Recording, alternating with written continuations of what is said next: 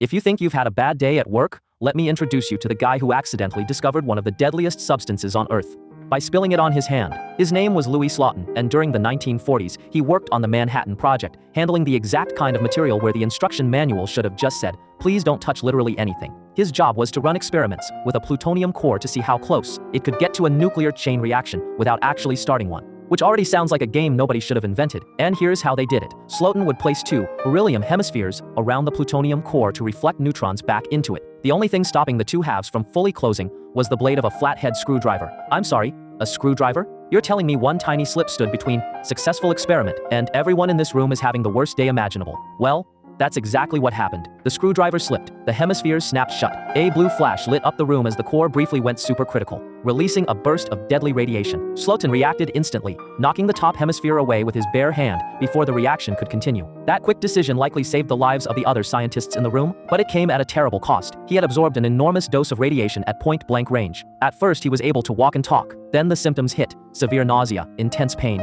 His condition deteriorated rapidly, and 9 days later, he died from acute radiation syndrome. The plutonium core involved in the accident had already been linked to another fatal radiation incident the previous year. Scientists started calling it the demon core.